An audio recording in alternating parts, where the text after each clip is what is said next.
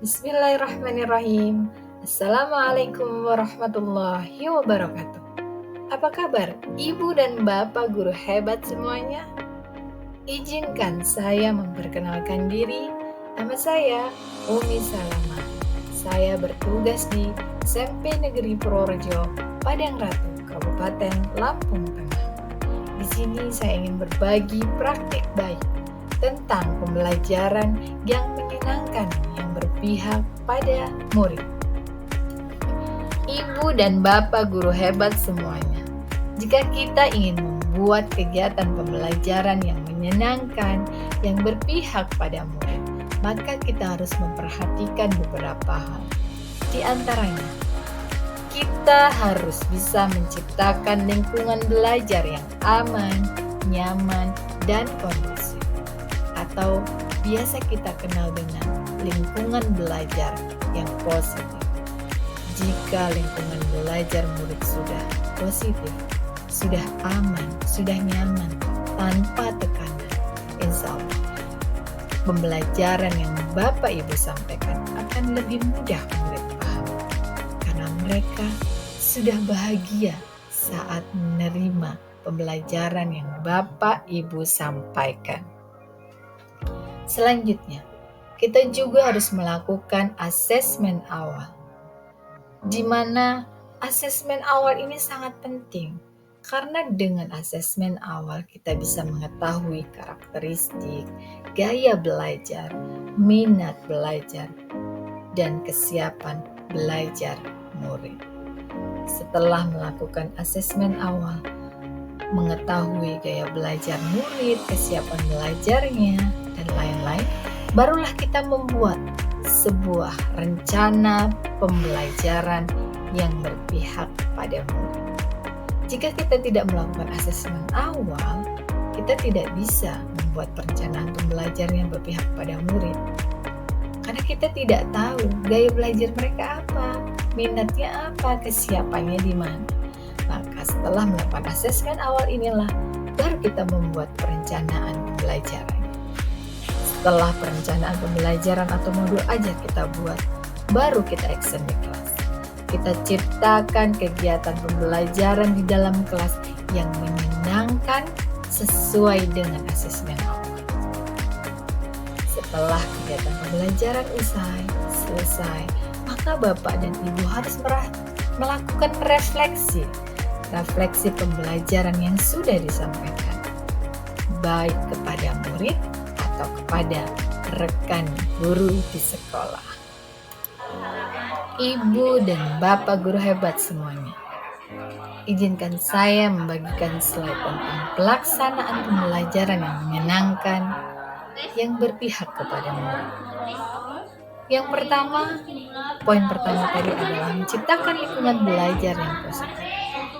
Salah satu tanggung jawab kita sebagai guru adalah bagaimana menciptakan suatu lingkungan yang positif, yang terdiri dari warga sekolah yang saling mendukung, saling belajar, saling bekerja sama, sehingga tercipta kebiasaan-kebiasaan baik. Dari kebiasaan-kebiasaan baik akan tumbuh menjadi karakter-karakter baik dari warga sekolah. Dan pada akhirnya karakter-karakter dari kebiasaan-kebiasaan baik akan membentuk sebuah budaya positif.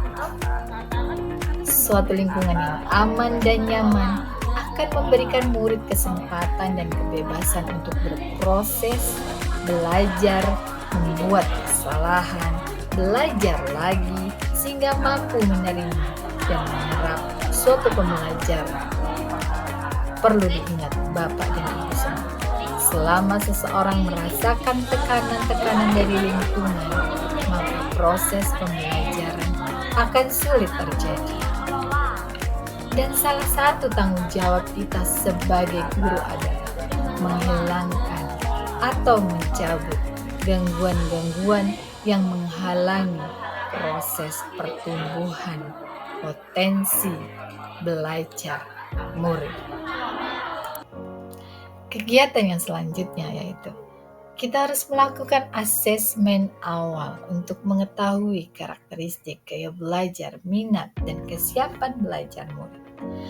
Di sekolah saya, di SMP Negeri Purworejo, setiap awal tahun pelajaran, kami melakukan asesmen diagnostik non-kognitif.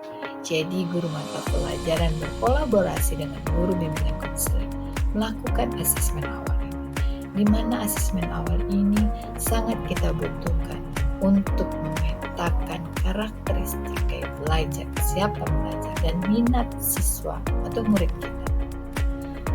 Berikut adalah dokumentasi tentang pelaksanaan asesmen awal yang kami lakukan, dan ternyata secara garis besar, secara menyeluruh, gaya belajar murid kami adalah kinestetik.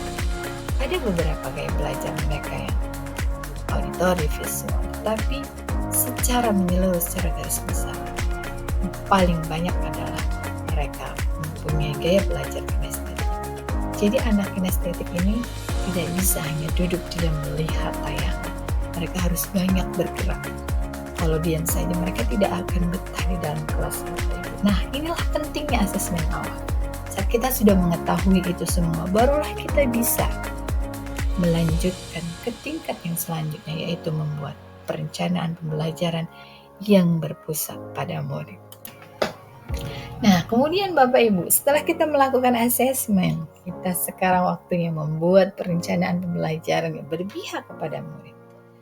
Tetapi sebelum membuat perencanaan pembelajaran, kita harus ingat dengan filosofi Ki Hajar Dewantara mengenai pembelajaran yang berpihak pada murid, yaitu pembelajaran itu harus memberikan kebebasan kepada murid dalam menentukan gaya belajarnya, membangun sendiri pengetahuannya, dan secara aktif terlibat dalam kegiatan pembelajaran, sehingga murid memahami makna merdeka belajar yang seutuhnya. Itu intinya Bapak Ibu. Jadi dengan kita tadi melakukan asesmen awal terlebih dahulu, kita mengetahui gaya belajar murid, kita bisa membuat perencanaan pembelajarannya, sehingga gaya belajar yang dimiliki murid-murid kita bisa tersalurkan di dalam perencanaan pembelajaran. Dan di sini saya mengaplikasikan perencanaan pembelajaran dengan menggunakan aplikasi Canva dengan tujuan supaya lebih menarik, lebih diminati oleh murid, sehingga murid akan lebih tertarik jika melihat gambar-gambar atau presentasi yang unik.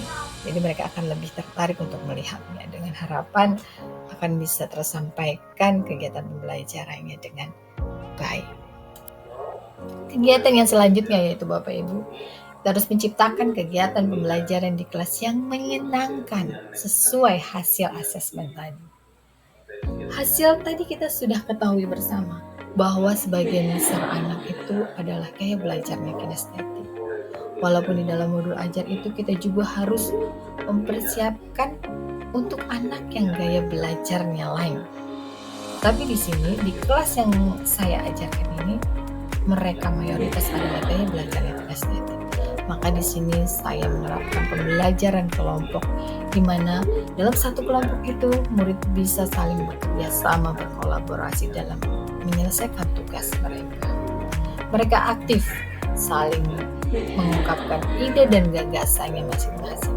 Di sini juga kita bisa melihat atau bisa meningkatkan kemampuan bernalar kritis anak. Mereka bebas mengungkapkan pendapat dan ide-idenya. Setelah pembelajaran kelompok selesai, tugas selesai, baru anggota kelompok mengutus untuk mempresentasikan hasil tugas kelompok. Kemudian anggota-anggota kelompok yang lain bertugas mengunjungi presentasi-presentasi yang dilakukan oleh kelompok-kelompok yang ada di kelas, dengan tujuan agar seluruh murid yang ada di kelas itu mengetahui semua hasil tugas dari masing-masing kelompok. Jadi di sini rame. Anak-anak itu semua berinteraksi satu dengan yang lainnya. Mereka bergerak dari kelompok satu ke kelompok yang selanjutnya. Saat mereka ada yang tidak mengerti, mereka mengajukan pertanyaan kepada kelompok yang melakukan presentasi. Nah, itu Bapak Ibu. Itu salah satu pembelajaran yang menurut saya itu menyenangkan di kelas saya. Karena memang mereka, murid saya itu gaya belajarnya itu kinestetik. Jadi dia itu harus bergerak dan terus. Oke Bapak Ibu. Kemudian kegiatan yang terakhir Bapak Ibu. Ini adalah poin akhir tapi sangat penting. Setelah kita melakukan kegiatan pembelajaran, setelah selesai melakukannya, maka kita harus melakukan refleksi pembelajaran untuk mengetahui sejauh mana pembelajaran yang kita sampaikan ini dimengerti, dipahami, atau bahkan tidak sama sekali oleh siswa. Jadi refleksi ini untuk seorang murid berguna untuk melatih mereka dalam mengungkapkan pendapat dan aspirasi pada proses belajar yang telah selesai dan yang sedang berlangsung. Dengan demikian, siswa dapat menyampaikan harapannya terhadap pembelajaran yang akan dijalaninya. Sementara untuk guru yang memberikan atau menyampaikan pembelajaran, proses refleksi ini merupakan langkah pengembangan diri yang mendasar bagi profesionalitas pendidik. Proses refleksi akan membantu pendidik mempertahankan rasa ingin tahu dalam kegiatan belajar pribadi dan mengembangkan kebiasaan inquiry yang mendorong perubahan diri dan perbaikan terus-menerus dalam praktek mengajar. Berikut ini adalah dokumentasi refleksi yang sudah dilakukan oleh murid dan rekan guru. Jadi setelah pembelajaran selesai, murid diminta mengisi refleksi terhadap pembelajaran yang sudah dilakukan. Dengan pertanyaan-pertanyaan, di antaranya adalah yang pertama, apa perasaan kalian saat mengikuti pembelajaran hari ini? Pertanyaan kedua, apakah pembelajaran hari ini memudahkan kalian memahami materi? Pertanyaan ketiga, apakah kegiatan pembelajaran hari ini menyenangkan? Yang terakhir adalah apa yang perlu ditambah atau dikurangi terkait proses pembelajaran hari ini. Berikut adalah foto dokumentasi saat murid melakukan refleksi. Mereka dengan gembiranya, dengan bebasnya mengemukakan perasaannya, pendapatnya, idenya tentang proses pembelajaran yang sudah saya lakukan. Berikut ini juga ada hasil dokumentasi refleksi pembelajaran oleh guru atau rekan sejawat. Jadi saya meminta rekan guru untuk memberikan refleksi tentang pembelajaran yang sudah saya sampaikan. Di antaranya mereka membuat refleksi itu ada yang secara tertulis dan juga saya buat yang memang bisa IT itu mengisinya lewat Jamboard. Dan inilah hasilnya, mereka dengan senangnya, dengan ikhlasnya memberikan refleksi terhadap pembelajaran yang saya lakukan. Dengan harapan hasil refleksi yang dilakukan murid dan rekan guru itu bisa menjadikan pembelajaran yang saya lakukan itu lebih baik dan lebih bermakna. Jadi saya bisa mengetahui mana yang sudah baik, mana yang perlu saya tingkatkan, dan mana yang akan saya pertahankan. Baiklah Bapak Ibu, itulah tadi dokumentasi refleksi yang sudah saya lakukan setelah melakukan proses pembelajaran. Demikianlah Bapak Ibu, praktik baik tentang pembelajaran yang menyenangkan dan berpihak kepada anak. Semoga apa yang sudah saya bagikan bisa bermanfaat oleh Bapak dan Ibu hebat semua. Satu kata dari saya, ayo bergerak bersama, rayakan Merdeka Belajar. Terima kasih, saya akhiri. Assalamualaikum warahmatullahi wabarakatuh.